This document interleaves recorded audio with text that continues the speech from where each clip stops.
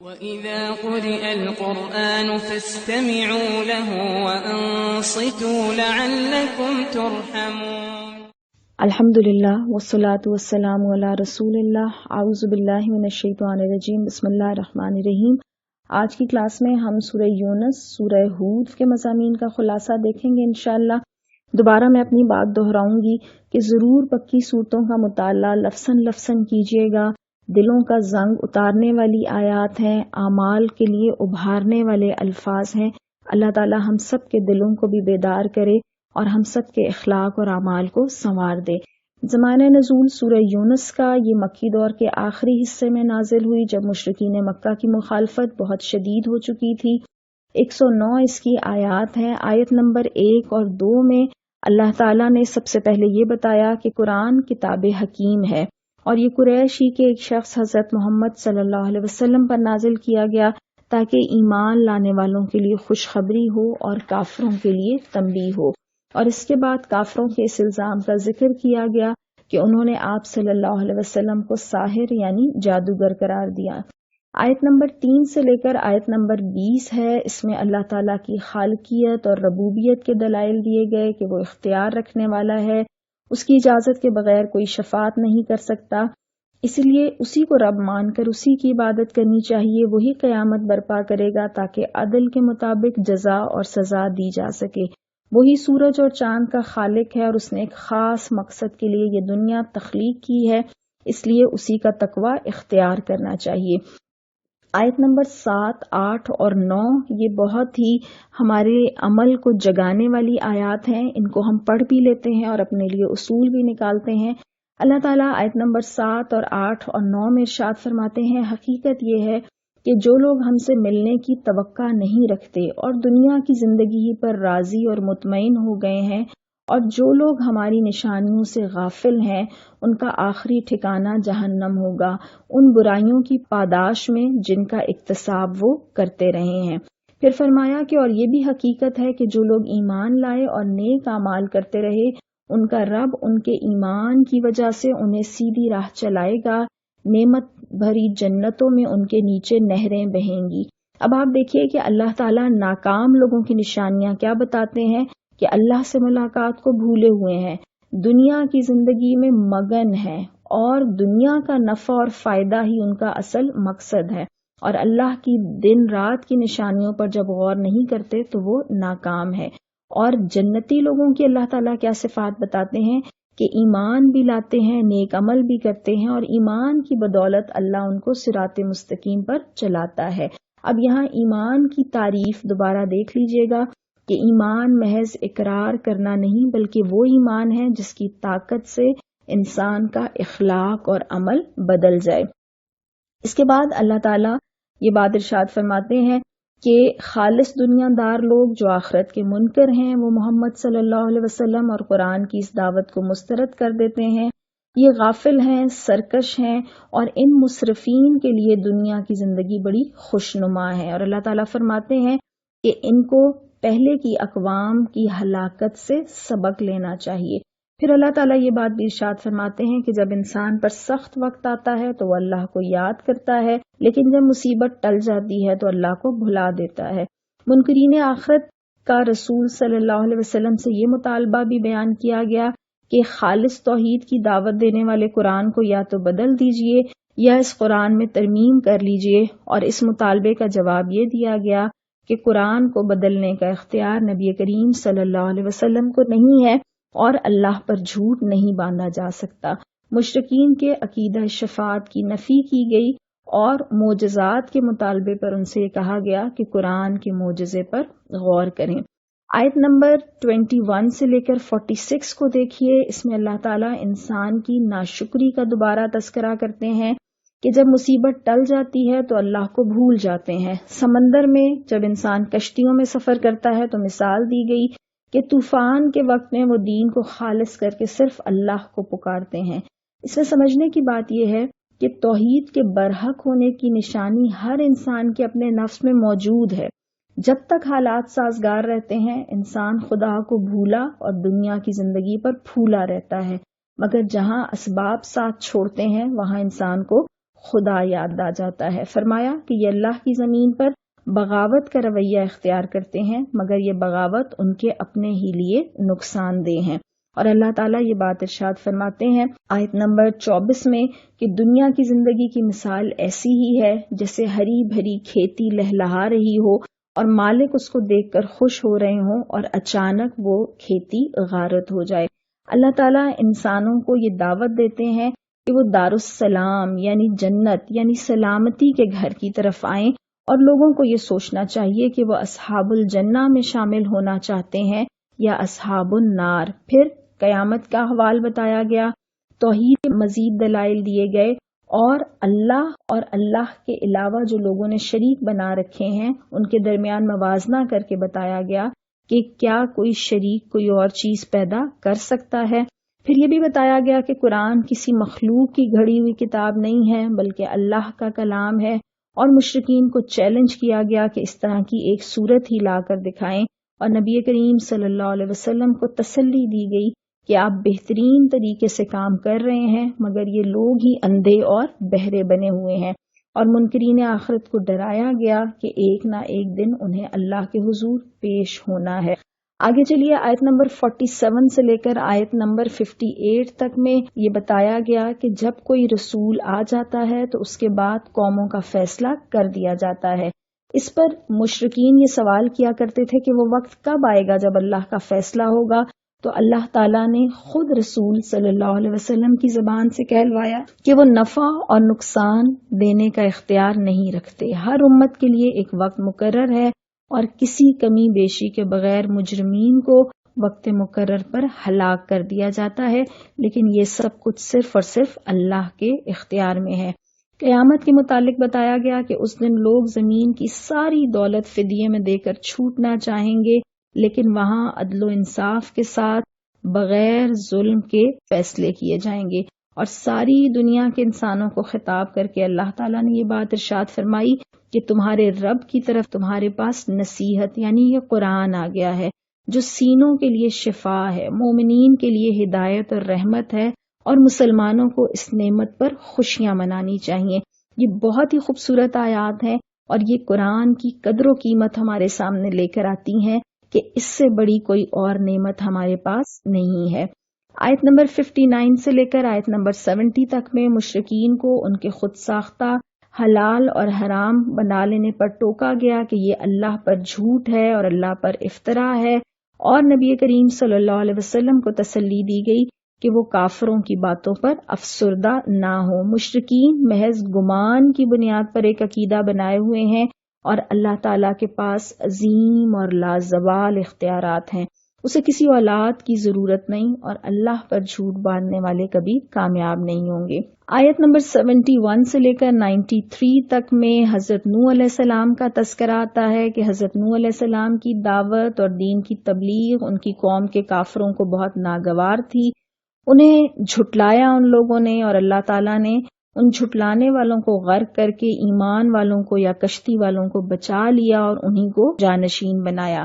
اس کے بعد حضرت موسیٰ اور حضرت ہارون علیہ السلام کا تذکرہ ہے کہ فرعون اور اس کے ساتھیوں نے تکبر سے کام لیا اور وہ مجرم لوگ تھے، انہوں نے حق کو جادو قرار دیا، اور ان کا خیال یہ تھا کہ شاید حضرت موسیٰ اور حضرت ہارون علیہ السلام زمین پر اپنی بڑائی چاہتے ہیں۔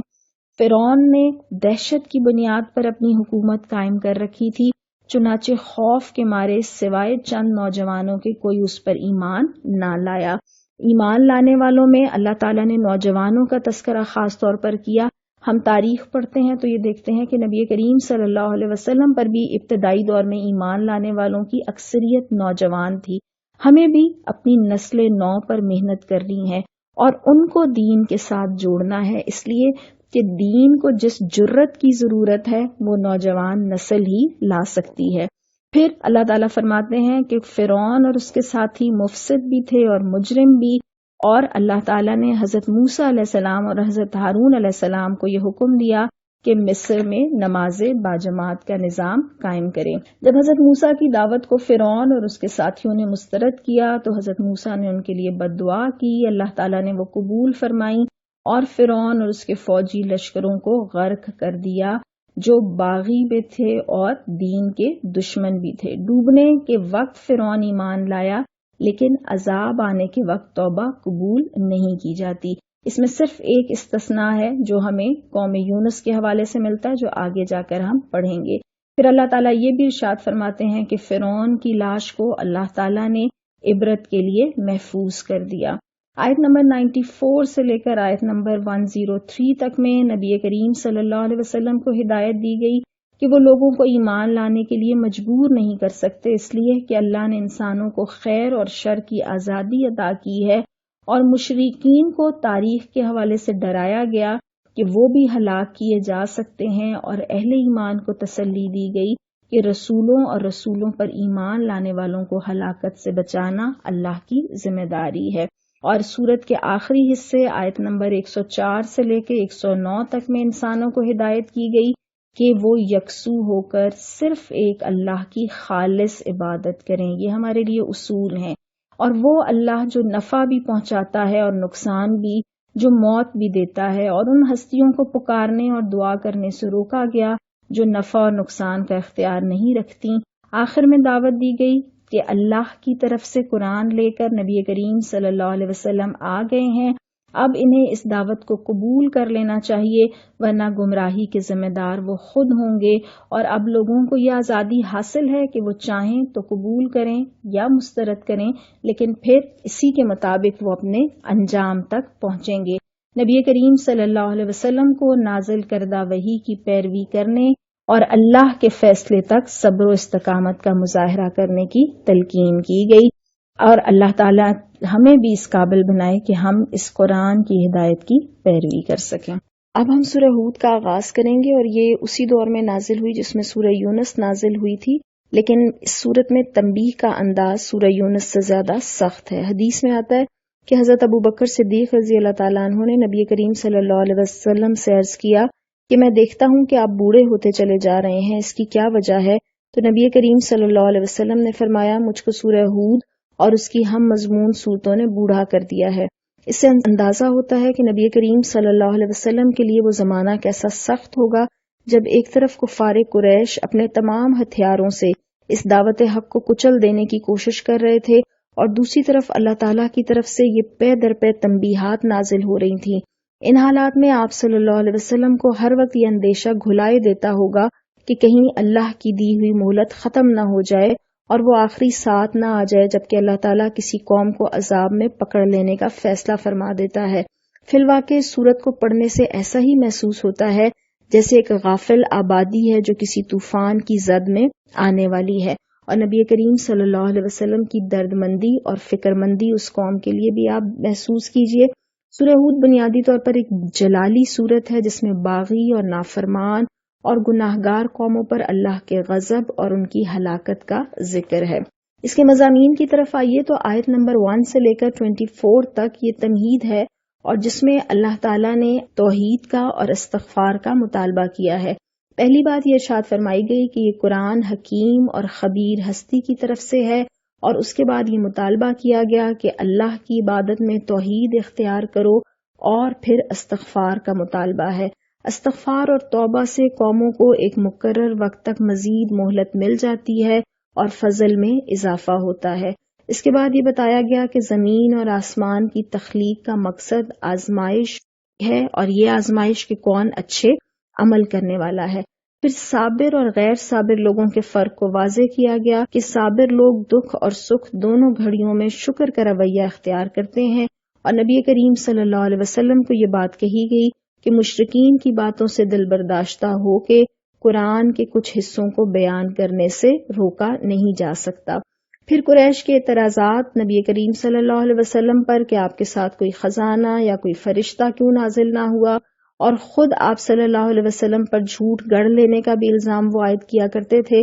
اللہ تعالیٰ نے اس کے جواب میں انہیں چیلنج کیا کہ اس طرح کی 10 صورتیں تصنیف کر کے دکھاؤ، ورنہ پھر انہیں قرآن کو اللہ کا کلام تسلیم کر کے دعوت توحید کو قبول کر لینا چاہیے۔ اللہ کی سنت بیان کی گئی کہ وہ دنیا پرستوں کو دنیا میں عطا کر دیتا ہے، لیکن ان کے لیے آخرت میں آگ ہوگی، اور خدا کے راستوں سے روکنے والے اور خدا کے راستے کو ٹیڑھا کرنے والے اللہ کو بے بس نہیں کر سکتے۔ تو بنیادی طور پر ہم یہ مضمون جب آگے ہم قوموں کا احوال پڑھنا شروع کریں گے تو یہ ذہن میں رکھیں گے کہ اللہ تعالیٰ نے توحید کا مطالبہ کیا اور توبہ اور استغفار کا مطالبہ کیا، اور یہ مطالبہ صرف قریش کے لوگوں سے نہیں تھا، یہ قیامت تک کے لیے آنے والی اقوام کے لیے تھا۔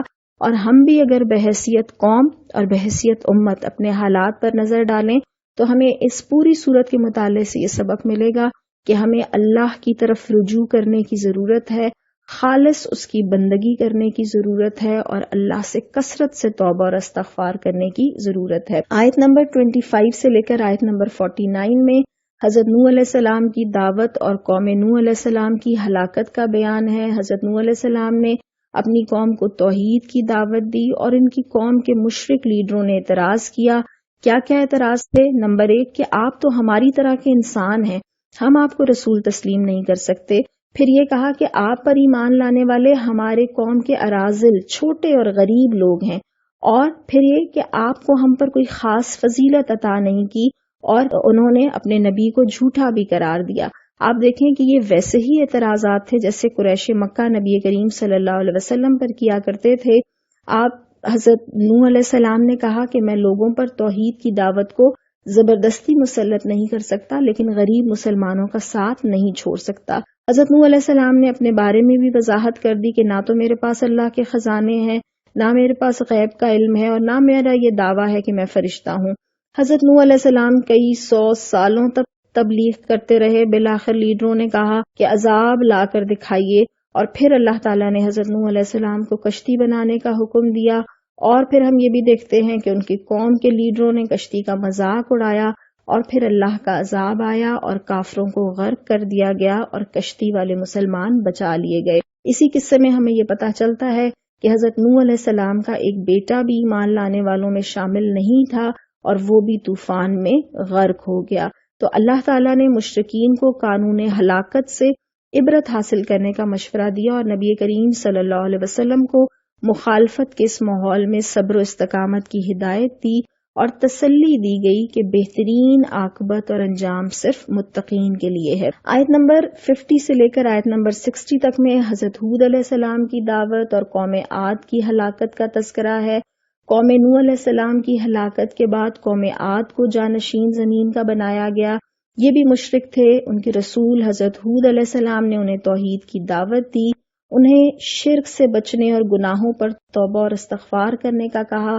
استغفار کے فضائل بیان کیے گئے کہ جب لوگ اللہ سے اپنے گناہوں کی معافی مانگتے ہیں تو بارشیں ہوتی ہیں، موجودہ قوت پر اضافہ ہوتا ہے، لیکن ان کی قوم اپنے خداؤں کو چھوڑنے پر تیار نہیں تھی۔ حضرت ہود علیہ السلام کو اللہ پر کامل بھروسہ تھا۔ انہوں نے سمجھایا کہ اللہ تمہیں ہلاک کر کے دوسری قوم اٹھا سکتا ہے، لیکن قوم عاد نے اپنی طاقت کے نشے میں اپنے رب کی ناشکری کی، اس کی آیات کا انکار کیا، رسول کی نافرمانی کی، اور یہ وہ قوم تھی جو اللہ کے دین سے دشمنی رکھنے والے لیڈروں کے احکامات کی پیروی کیا کرتی تھی۔ اللہ نے دنیا اور آخرت میں اس قوم پر لعنت کی اور ان پر عذاب نازل کیا، اور اللہ تعالیٰ نے اپنی خاص رحمت سے حضرت ہود اور ان پر ایمان لانے والوں کو بچا لیا۔ آیت نمبر 61 سے لے کر 68 میں حضرت صالح علیہ السلام کی دعوت اور ان کی قوم سمود کی ہلاکت کا تذکرہ ہے۔ حضرت ہود علیہ السلام اور اہل ایمان عرب کے جنوبی علاقوں سے ہجرت کر کے مدینہ منورہ کے شمال میں آباد ہو گئے تھے۔ آج کل یہ علاقہ مدائن صالح کہلاتا ہے، اور ان کی نسل سمود کہلائی۔ انہیں عاد ثانی بھی کہا جاتا ہے۔ قوم ہود کی ہلاکت کے تقریباً 500 سال بعد قوم سمود کی آزمائش کا وقت آ پہنچا۔ قوم سمود میں اللہ تعالیٰ نے حضرت صالح کو مبعوث فرمایا۔ حضرت صالح نے بھی اپنے قوم کو توبہ اور استغفار کی طرف پکارا، لیکن یہ اپنے باپ دادا کے عقائد اور رسومات کو چھوڑنا نہیں چاہتے تھے۔ انہوں نے بھی اللہ کی تعلیمات میں شک کا مظاہرہ کیا۔ آزمائش کے لیے اللہ نے ان کے پاس ایک اونٹنی بھیجی، لیکن انہوں نے اسے مار ڈالا۔ پھر قوم کو 3 دن کی مہلت دی گئی، اور آخرکار ایک خوفناک دھماکے سے وہ قوم ہلاک ہو گئی، اور رحمت خاص سے حضرت صالح اور ایمان لانے والوں کو بچا لیا گیا۔ پھر آیت نمبر 69 سے 83 تک میں حضرت لوط علیہ السلام کی دعوت اور قوم لوط کی ہلاکت کا بیان ہے، اور اللہ تعالیٰ فرماتے ہیں کہ وہ نیک لوگوں کو بچا کر بدکاروں کو ہلاک کر دیتا ہے۔ یہی اللہ کا قانون جزا اور سزا ہے اس قصے کا تذکرہ شروع ہوتا ہے کہ حضرت ابراہیم کے پاس آنے والے فرشتے انہیں بیٹے کی بشارت دیتے ہیں اور ان کے بھتیجے حضرت لوط علیہ السلام کی قوم کی ہلاکت کی اطلاع دیتے ہیں۔ حضرت ابراہیم علیہ السلام کے پاس فرشتے انسانی شکل میں آئے اور فرشتوں نے انہیں بیٹے اسحاق علیہ السلام اور پوتے یعقوب علیہ السلام کی بشارت دی۔ اس پر حضرت ابراہیم علیہ السلام کی بیوی نے حیرت کا اظہار کیا کہ اب میں کیسے ماں بن سکتی ہوں جبکہ میں بوڑھی اور بانجھ ہوں اور میرے شوہر بھی بوڑھے ہیں۔ فرشتوں نے جواب دیا کہ آپ کے خاندان پر اللہ کی رحمت اور برکات ہیں اور تعجب نہ کریں، ایسا ہی ہوگا، یعنی اللہ تعالیٰ جو چاہتا ہے وہ کرتا ہے۔ فرشتوں نے اگلی منزل کا بتایا کہ قوم لوط کی طرف ہے اور وہ ہلاک کی جائے گی۔ اس خبر پر حضرت ابراہیم نے ان سے تکرار کی، لیکن انہیں بتایا گیا کہ عذاب کا فیصلہ ہو چکا ہے اور اب اسے ٹالا نہیں جا سکتا۔ حضرت لوط علیہ السلام کے پاس فرشتے انسانی شکل میں پہنچے اور یہ خبر سن کر ان کی قوم ان کے گھر کی طرف لپکی۔ انہیں عورتوں سے کوئی دلچسپی نہیں تھی، وہ مردوں کے پیچھے دیوانے تھے، ہوموسیکسولیٹی کے مریض تھے، اور حضرت لوط علیہ السلام نے انہیں اللہ کا خوف دلایا اور کہا کہ میرے مہمانوں کے سامنے مجھے رسوا مت کرو۔ دیکھیے، انسان جب پیٹ کا اور جنس کا بندہ بن جاتا ہے تو پھر انسان انسانیت کے مرتبے سے گر جاتا ہے، لیکن ان کی قوم وہاں پر آپ دیکھیے کہ پاگل ہو چکی تھی اور انہوں نے کہا کہ ہمیں لڑکیوں سے کوئی دلچسپی نہیں ہے، اور اس وقت حضرت لوط علیہ السلام نے انتہائی بے بسی سے یہ کہا کہ کاش میرے پاس قوت اور طاقت ہوتی، اور فرشتوں نے حضرت لوط علیہ السلام سے یہ کہا کہ راتوں رات وہ اہل ایمان کو لے کر اس بستی سے نکل جائیں، کیونکہ صبح سے پہلے اللہ کا عذاب نازل ہونے والا ہے۔ اور جب اللہ کا عذاب نازل ہوا تو اس بستی کو اوندھا کر دیا گیا اور ان پر پتھروں کی بارش کی گئی اور بالآخر کار انہیں ہلاک کیا گیا۔ آیت نمبر 84 سے لے کر 95 تک میں حضرت شعیب علیہ السلام کی دعوت اور قوم شعیب کی ہلاکت کا تذکرہ ہے۔ حضرت شعیب علیہ السلام اصحاب مدین اور اصحاب الایکہ کی طرف نبی بنا کر بھیجے گئے تھے۔ حضرت شعیب نے بھی اپنے قوم کو توحید کی دعوت دی، انہیں ناپ تول میں ڈنڈی مارنے سے روکا، اللہ کے عذاب سے ڈرایا۔ یہ قوم حرام رزق کی عادی تھی، اور حضرت شعیب علیہ السلام نے اپنی قوم سے یہ کہا کہ تھوڑا حلال زیادہ حرام سے بہتر ہے، لیکن قوم شعیب سیکولر ذہنیت کی حامل تھی۔ انہوں نے حضرت شعیب سے کہا کہ آپ اپنی نمازوں سے کام رکھیے اور ہمیں باپ دادا کے طریقہ پرستش سے منع نہ کیجیے۔ ان کا خیال یہ تھا کہ مذہب کا مالی معاملات میں کوئی دخل نہیں، ہم اپنی منمانی کریں گے۔ حضرت شعیب نے اصلاح کی کوششیں کی، انہوں نے قوم کو توبہ اور استغفار کی دعوت دی۔ قوم نوح، قوم ہود، قوم صالح علیہ السلام کی ہلاکت کی تاریخ سے ڈرایا، لیکن ان کی قوم نے کہا کہ آپ کی بہت ساری باتیں ہماری سمجھ میں نہیں آتی، آپ ہماری برادری کے کمزور آدمی ہیں، اور اگر آپ کی برادری نہ ہوتی تو ہم آپ کو سنسار کر دیتے، یعنی نیکی کی طرف بلانے والے ہی ان کے لیے قابل قبول نہ تھے۔ پھر اللہ کا عذاب نازل ہوا اور حضرت شعیب اور ایمان لانے والوں کو بچا لیا گیا۔ اس کے بعد آیت نمبر 96 سے لے کر 99 تک میں حضرت موسیٰ علیہ السلام کی دعوت اور آل فرعون کی ہلاکت کی تفصیل ہے۔ اس کے بعد آیت نمبر 100 سے لے کر 123 تک یہ آخری پیراگراف ہے، اور اس حصے میں اللہ تعالیٰ نے مختلف قوموں کی ہلاکت پر تبصرہ فرمایا ہے اور قریش کو عبرت حاصل کرنے کی ہدایت کی ہے۔ اللہ تعالیٰ فرماتے ہیں کہ تیرا رب جب کسی ظالم بستی کو پکڑتا ہے تو پھر اس کی پکڑ ایسی ہی ہوا کرتی ہے، فی الواقع اس کی پکڑ بڑی سخت اور دردناک ہوتی ہے۔ اس کے بعد اللہ تعالیٰ نے مشرکین مکہ پر افسوس فرمایا کہ وہ ان روشن دلیلوں کے باوجود باپ دادا کے عقائد پر قائم ہیں۔ نبی کریم صلی اللہ علیہ وسلم کو حکم الہی کے مطابق ثابت قدم رہنے کی تلقین کی گئی، مشرکین کی طرف نہ جھکنے، نماز قائم کرنے اور صبر کی تلقین کی گئی، اور اللہ کی مغفرت کا ایک اہم اصول بیان کیا گیا کہ نیکیاں برائیوں کو مٹا دیتی ہیں، اور نہیں عن المنکر یعنی برائیوں سے روکنے کا فریضہ انجام دینے والے اصلاح پسند افراد کا ہر قوم میں ہونا ضروری ہے۔